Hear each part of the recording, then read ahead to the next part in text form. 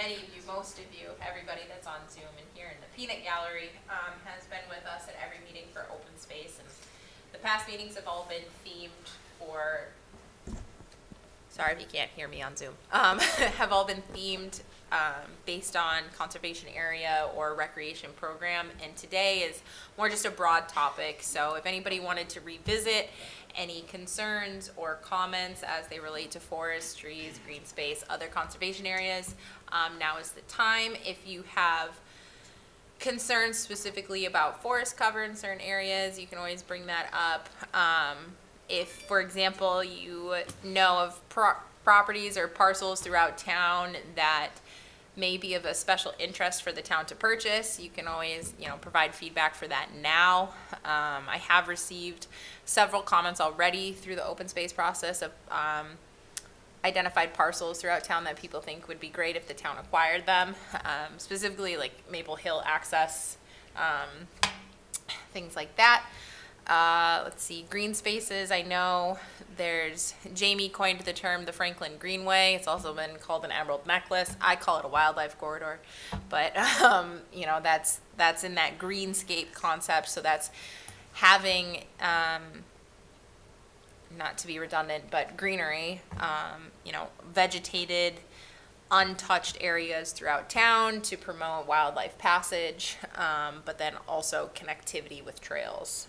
So everything is connected. So really tonight is open for any sort of comment, brainstorming, ideologies. Have specific pieces of land been identified that would be part of an emerald necklace or? There's been a few. I'm gonna come run that. I'll come run that, Tyler.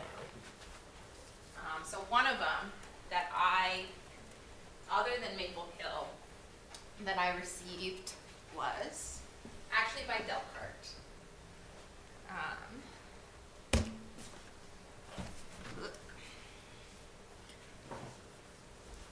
I'm actually gonna go somewhere else. Oh, I'm not used to this one.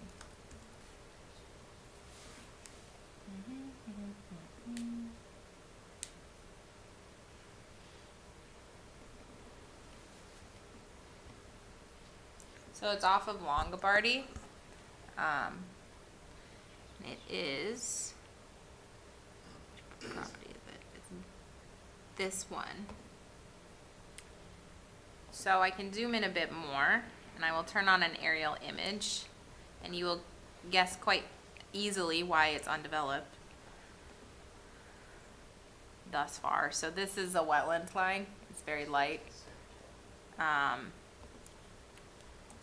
But anyways, it's undeveloped because it's wet. And somebody, a resident included in the survey, that they thought this would be a great property to buy because,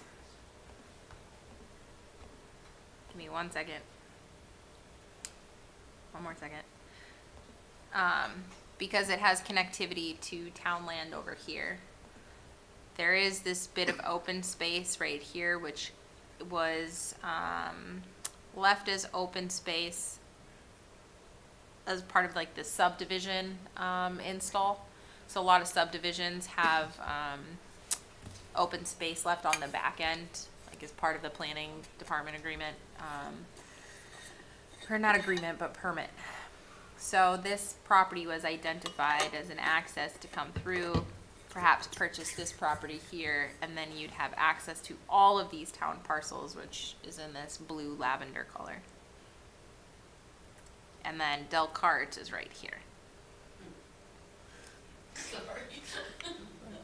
So Briga, where's the property that the church is trying to develop? Is that just to the left of? The what? The church? Yeah, Oh, 237 right here. Tracks from there. Yeah. They're right there. Yep.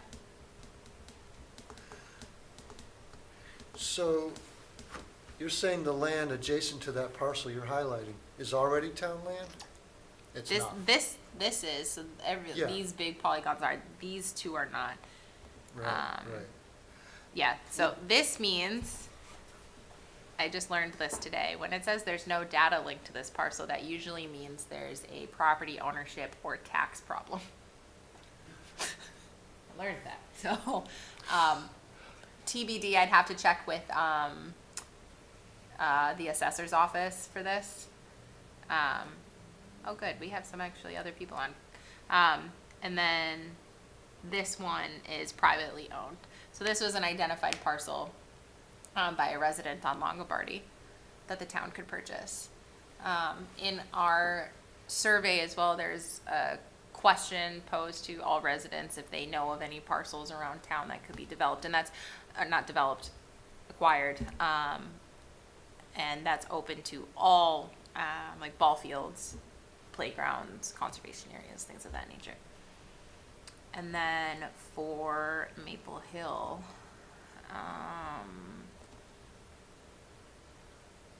Highland Circle?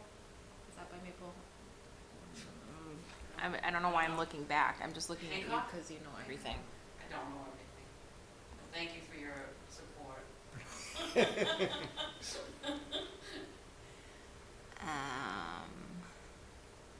do a quick search.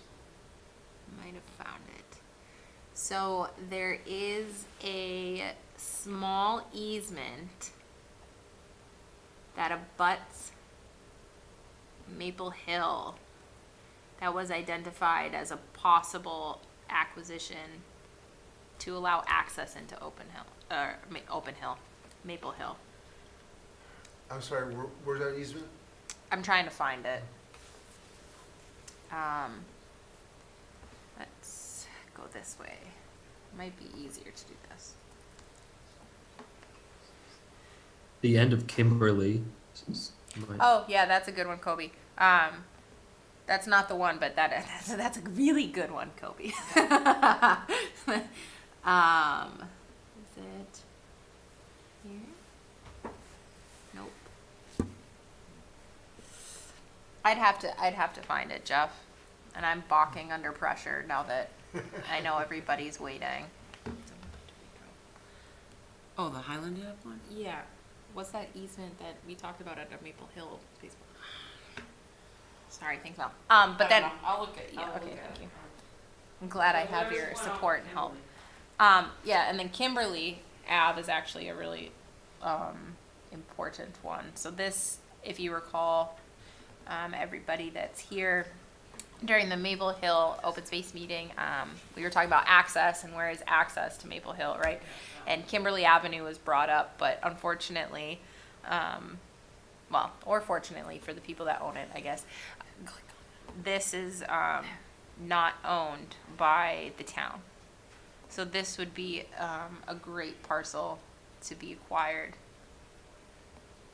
if I do say so myself, without speaking out of line for the current property owners. So then we would have access here, we'd have access off of Bridle Path, and then even up here. So, oh, right here, I found it. Did you find it? Yes. Thanks, Mel. So this was another easement. I can zoom in a little bit closer. Which I imagine was put in place to protect, another access to the subdivision, proposed subdivision. So there's that. And those are the only ones that I can remember off the top of my head based on the survey and meetings.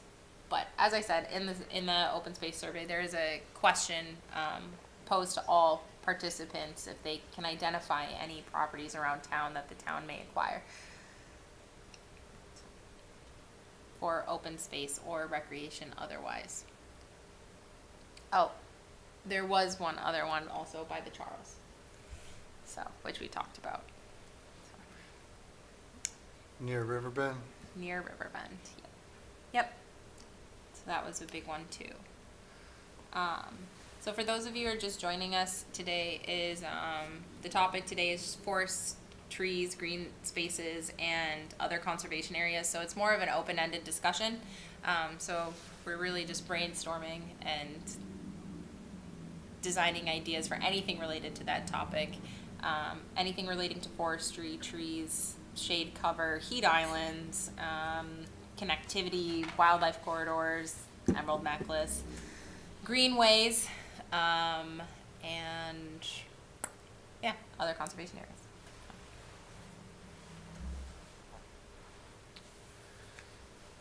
So is there kind of an idea what the Franklin Greenway, the Wildlife Corridor, the Emerald Necklace would actually be?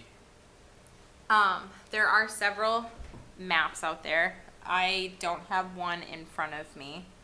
I know Natalie and I are working on including one of existing conservation areas and trails in the open space plan, and then trying to tabulate a proposed or several option of a proposed.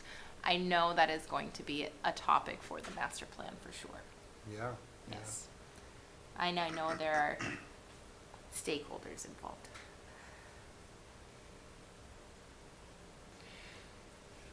Yeah, I mean, you can maybe get to Schmidt's Farm from the Snet Trail, and if you connect the Snet Trail into downtown, now you can get to Yep. Schmidt's Farm from downtown, and you can also go along the sidewalks from downtown to Bridle Path, and I'll go all down there and get to Maple Hill. And maybe there's also, so adjacent to Maple Hill is the Metacomet land, and then that connects with the Dean land, so maybe you could kind of get all the way out to Lincoln Street, almost, in the forest. Yeah. And by the same token, along Grove Street, you can go on the DCR property all the way to the YMCA. Yeah, with that new path that's being put in. Yep. You get to the Franklin State Forest. I mean, there's just lots of Yeah. great So- potential. This, what I have here, and we don't have the outline of Franklin right now, but I'm sure we know where Franklin is and what it looks like. It's all town land, and then I also have all water resources turned on. So, if you could imagine connecting, as much as you can, in some manner, it's there. It's close. Kobe, I keep putting, plugs in there for you. I know you have ideas.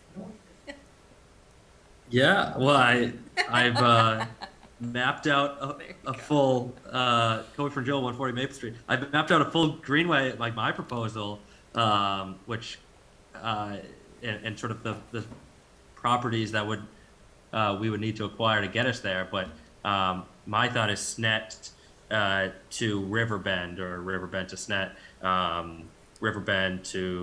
Snet to State Forest, down Beaver, around, sort of around Beaver Pond. You can get across West Central. That's probably the worst stretch, but you can get through the Sculpture Park and town properties. There's a walking path that then cuts over to Maple Street and gets you onto the Metacomet and Maple Hill Pass. You can follow those all the way back to Partridge Street, where we have some DPW properties that can get us to Riverbend if we acquire that one other piece off of Elm Street.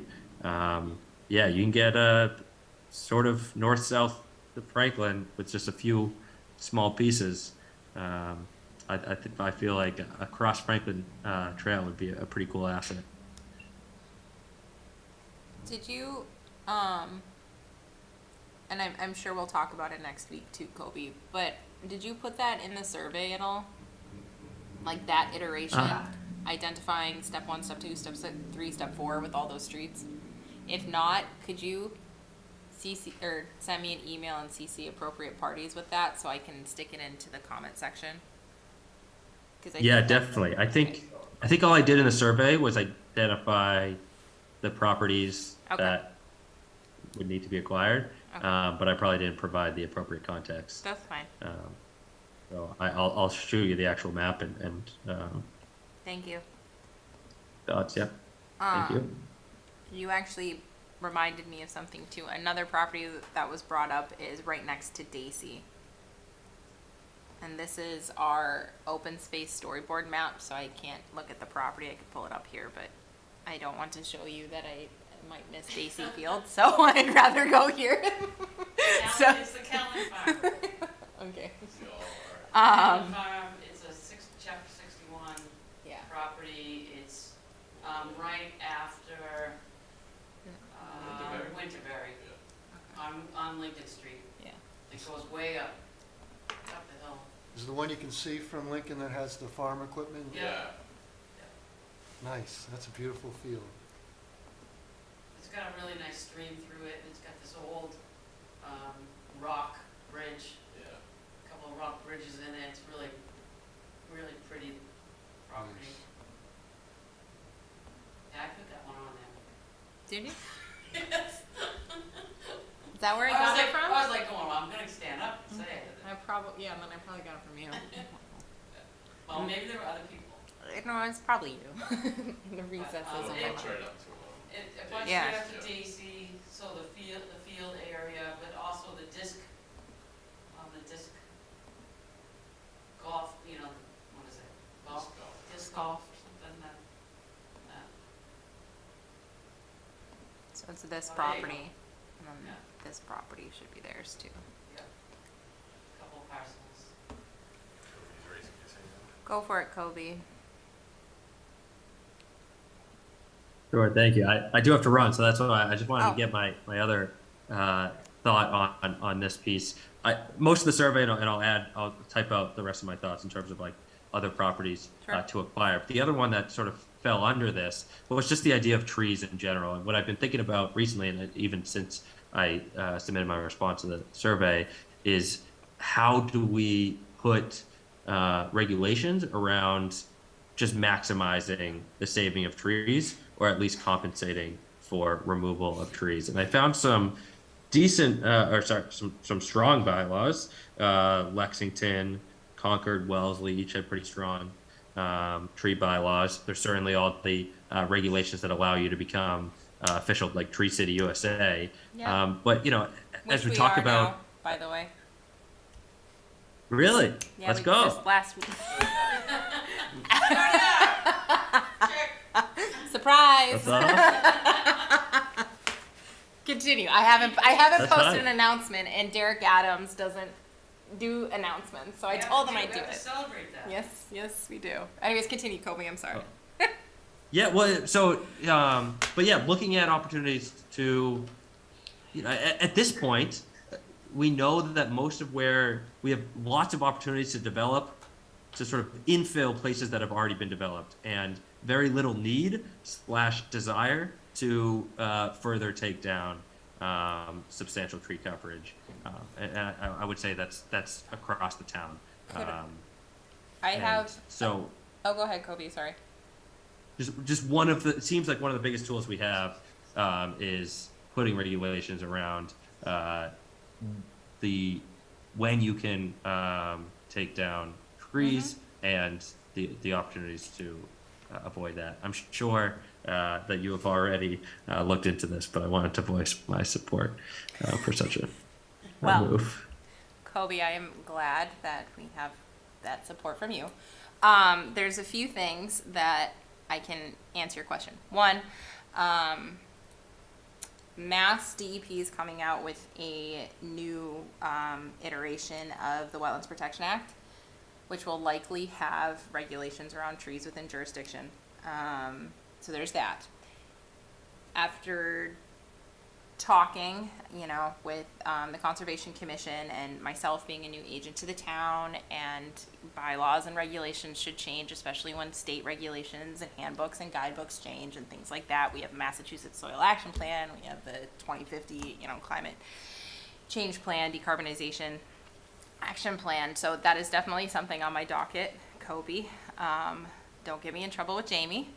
And I'm sure we will be talking more about that once open space is done and finished. Moving on, I'm not sure if you know, but I in conjunction with Derek and Kate from DPW, have been trying to get a legacy tree program up and running in Franklin. Legacy trees don't have any legal protections within the state of Massachusetts. Nationally, they do. Unfortunately, I highly doubt Franklin has any nationally prized trees.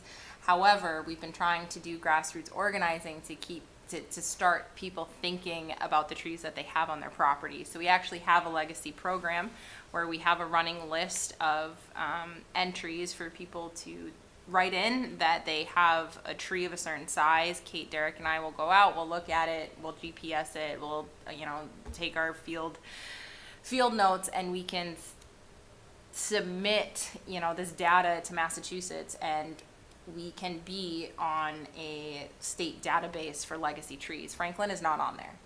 Franklin has never been on there. So I think it would be really interesting and encouraging to have Franklin on that list. Again, no legal protections, but at least it's something there to get people thinking about it.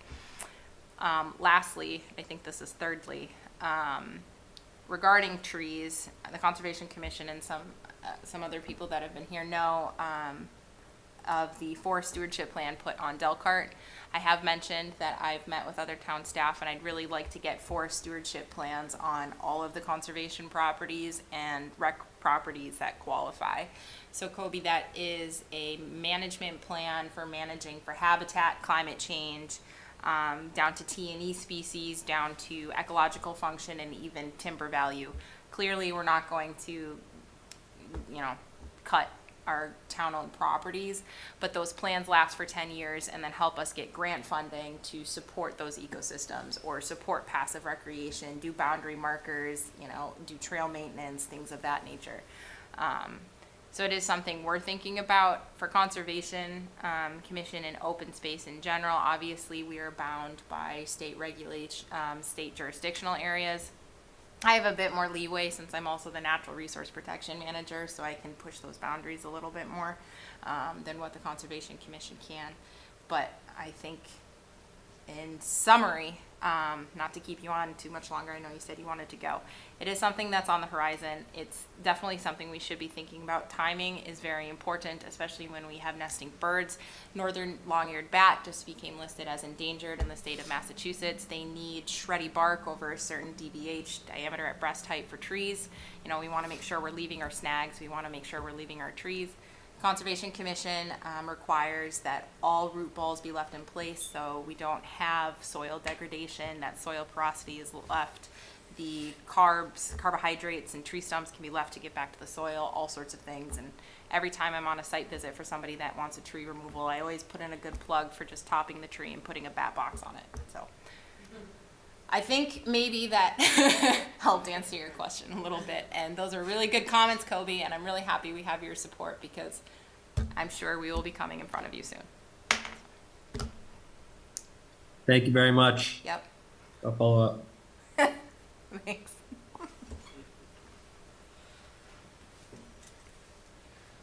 I talked a lot, so go for it. I just need a break. Do we have anybody else online that wants to add to the conversation? Charlie, do we have a couple other folks there? Yes. We have two people raising their hand. If anyone does have a comment they want to type out, it's taking them some time, feel free to raise your hand. We'll give you some time. I think we might have just lost somebody. Oh. Hi, Robert. Everybody. Hi, everybody. Robert Kearns from Charles River Watershed Association here. It's good to see everybody. And thank you to Brika and the committee for having this meeting. Just wanted to offer ourselves as a resource, and we do have a lot of online tools, including our flood model. I think I sent this to you, Brika, but Yeah. it could be an opportunity to see which locations are currently flooded in current day, but also 2070 and future flooding, and that could be a good opportunity to parcels to get out of, get for conservation, for flood storage. I know we have, Natural Valley Storage Area from the Army Corps, easements in town, but also, thinking about how we can add on top of that. We're doing more analysis on the flood model, but there's not currently plans to look at which parcels by parcel level are undeveloped and could be developed, but are going to flood in the future, but not necessarily flooding today. But that's something that I know internally at CWA we're interested in looking at and helping towns. So that's a good resource. And the other thing, thinking about corridors, wildlife corridors. I know it's on your, I think it's on your radar, Brika, but just for the committee too. Thinking about the rivers and the streams, tributaries in town as corridors. Another town has done a lot of work upgrading culverts and stream crossings. But adding that something to that in the plan, I think could be helpful for getting funding opportunities potentially in the future to look at, upgrading public safety for the roads, but also thinking of these corridors as ways for fish and wildlife to get through. So that's what's on top of my head. But yeah, we're a resource. Would love to help the town in any way to help with that, open space, recreation. Oh, the other thing before I forget, anywhere you can put stormwater. The town's doing a lot of stuff doing stormwater. DPW is very active, but thinking about if there's any rec or open space areas to do any rain gardens or that could be another thing to add. But it's probably on the radar anyway with the town's great work there. But just another comment. So with that, I'll pass. And if there's any questions, just want to offer ourselves a resource. Thank you. Thank you, Robert. I wanted to follow up. Actually, Robert, you sparked my not curiosity. I don't know, comment. So I've been meeting with Derek and Kate routine every other week. We've been having phosphorus nutrient loading meetings. We have an outside consultant that we've been working with to get stormwater infrastructure up to date and looking at phosphorus removal. And Robert, guess what I did? I suggested that we incorporate our phosphorus mapping with the NAACC map, so we can prioritize culverts that need better aquatic connectivity. So NAACC is North Atlantic Aquatic Connectivity Collaboration. So it's a compilation of volunteers that go out and they rate culverts based on their functionality, habitat functionality. So I brought up the question to Kate and Derek that if we're already looking at these stream crossings for phosphorus and we're going to be retrofitting, why not see if there's overlap. So that was a good comment, Robert. Thank you. Yeah, that's great. And just to add off of that, I think other towns are putting that stuff in for their. I don't know if the town. I haven't checked out Franklin's. I'd have to check out the hazard mitigation plan, but they've put those in there. Put culvert not just assessments, but just thinking about capital. When you looking at culvert, especially because Franklin has Dix Brook. I can't pronounce the Miscow Brook or something, and then Shepherd's Brook. I can never pronounce that other one, but Mine Brook. yeah. So all the cold water fisheries, we're at potential for brook trout. Resources are pretty competitive at the state and federal level for fish passage. So thinking about how we can, work with you all. I know other communities out in Western Mass and around the state are doing partnerships with watershed groups to look at, like we're doing with the flood model, assessing them, but also finding funding opportunities for the community. I know Franklin has gotten some funding to do the work to make them larger to let the flood flows come through, but also the fish and wildlife. But making sure all these different plans, the open space plan, the hazard mitigation plan, are all talking to each other. I think can help you guys be in a good opportunity for that grant funding. So just plug that too. So thank you guys. And just as a reminder, I'm the liaison with CRWA. So we meet monthly. Yeah. All good things. Yeah, that was great. Anybody else online who'd like to speak? No. Anybody in the chambers like to speak? I don't think so. But again, I had a couple thoughts, Sure. kind of piggybacking off what you and Kobe were saying. So there is a state legacy tree program. Yep. But I wonder if we have some trees in Franklin, like the one at Schmidt Farm, that may not qualify for a state level program. Yep. Could we have our own Franklin Yep. legacy trees? That's what I'm trying to get off the ground. Okay, great. No, I Yeah. think You are always about making like Franklin. Like I love it. You know, Franklin's gonna make its own way. That's right. So if you actually come to our conservation webpage, on the left-hand side, it's flora and fauna management and report a legacy tree. So, you know, there is a Massachusetts legacy tree program, but, you know, we'd love to have you in our very own legacy tree program. And that, you know, was brainstorming with Kate and Derek. Is it something that we could get little placards for people to have on their property? Is it, you know, something that they get, I don't want to minimize it and say gold star, but, you know, a gold star, a certificate or something from us saying, wow, you have a legacy tree, you know, this is really great, this is why it's important. Yeah, or something you can like stick in the ground, Yeah. a little placard, Yep. like you just Yeah. said, yeah. This is a Franklin legacy Yeah. tree. And then especially, you're right, like at Schmitz, because there's the elm tree. Yeah, Like, there's that there, I'm not getting into it, but the carriage house, right, the beach there, that is a legacy tree. So, So Brittany, what defines a legacy tree? age, height, diameter. Sometimes they correlate, sometimes they don't. Not necessarily the type of tree.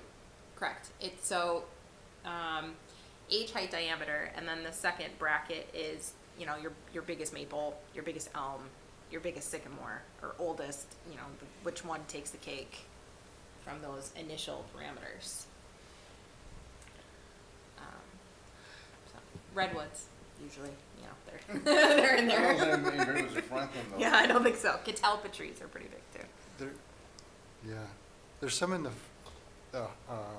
our Arboretum, so we could have them. Yeah.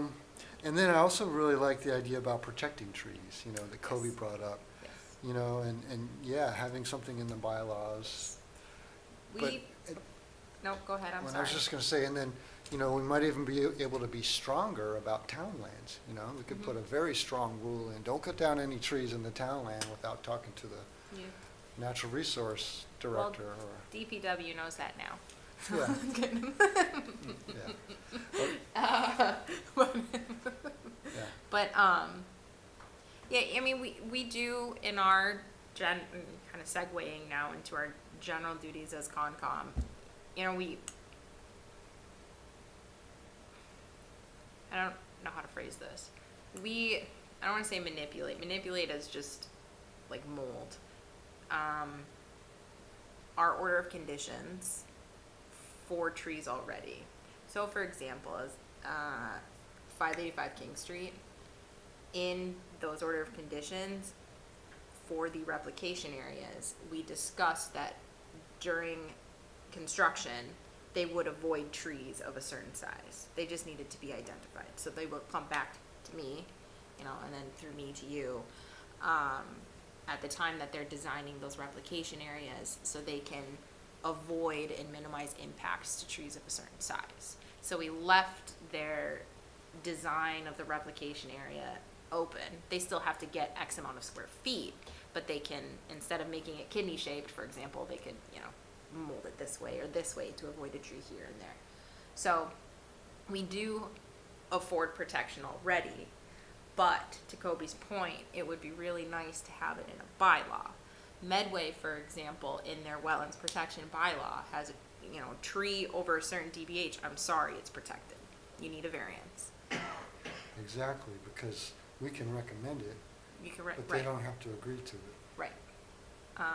So there's that. I will say again though, with the handbook delineating BBW just coming out, we just got a new, you know, guideline for replicating inland wetlands. I know the WPA is coming out, it was supposed to come out last year, so it's overdue. So I would just, before we jump into that, I think it'd be smart to wait instead of, and not being funny to our sister city here, but, you know, Medway just updated theirs in 2020. Well, you know, now here we are in 2023, and there's already 3 new handbooks coming out, 3 new regulation books, so they'll have to revisit it. I think it'll be best for us to wait and then go a step further that way. So, and this just came in my head, especially we have a 2-to-1 replication, so there's that, and the 25-foot no-touch zones. That also inadvertently allows tree protection. Go for it. I'm gonna get up, so I don't have to yell at the. Yeah. Hi, everyone. Thanks for letting me speak. Melanie Hamblin, 70 Daniel Street. I'm on the town council. When we were talking about protecting trees, it reminded me, also on the Massachusetts Municipal Association Policy Committee for Environment and Energy, and Senator Crema from Newton came and spoke with us, and she has a bill that she's trying to protect the canopy across the state. And so it's a very interesting bill, and I think she just needs more support. So maybe everyone who's listening could contact their state senator and their representative in the House and ask them to join her in supporting this canopy bill that she has. Nice. Oh, that's awesome. There you go. Right? Yeah. Go for it, Robert. Thank you. Hi, can you guys hear me? Yep. Sorry, I just turned off my camera, but yeah, we definitely, from CRWA, we definitely agree with tree protection and can be a resource there as well. We have some information on some other towns in the watershed on our website. So we can definitely connect with folks if they have interest in any tree protection best practices and something we're helping out other communities. So yeah, definitely be a resource with trees as well. Thanks. And a reference for bylaws. You told me that. Yeah, it's also part of the climate change. Yep. You know, we need to have our cooling canopy. Heat Island effect. Yeah, so. Yes. So, It's cool stuff. it is very cool stuff. Speak. I'm the Lorax. I speak for the trees. Yeah. Litter again. Yeah. Anyways, I don't have anything else. I think this was actually a really good discussion. Do you want to wrap things up with a Sure. final statement? Yeah, and we can take a break before 7. Oh, my kind of statement? Yes. Oh, sure. So on the horizon, upcoming next Tuesday, at the Senior Center Multipurpose Room from 6 to 8 p.m. Or until, as long as it goes. Anyways, we have our second public hearing for the open space and recreation plan. This will be an accumulation of all goals identified thus far in our public engagement process, for residents to provide feedback, add additional comments before the draft of the plan begins. And then actually next Wednesday as well at Town Council, there will be an open space presentation. I'm not entirely sure where we land in the agenda, but it'll be about an hour. So there will be She's lucky. a presentation by myself that will take 10 minutes max. And then there will be She's an hour in. the rest of the time for discussion. And this is a first glimpse into the open space plan for counselors and other residents, to provide their own feedback before they see it in September. Full transparency, all counselors have been getting the emails. Kobe, Mel's here. I know I've spoken to Glenn, so they know we're coming. They know it's there. I'll make another note during our regular scheduled hearing, but everybody's invited. I'm required to go, but Pat is required to go. But everybody else is highly encouraged to go. We would love to have you, and I think it would be great to have Concom come out in full force. So, Great, thanks, Brika. yes. So I don't think we need to take a vote to close No, this you just- particular session. Yep, you just say we're So done. we'll close this particular hearing, and we'll start up at 7 o'clock with our regular Yeah. Conservation Commission meeting. Thanks, Thanks, everybody. John. Thanks, everyone. Thanks, Robert. Bye, Carrie. So it's always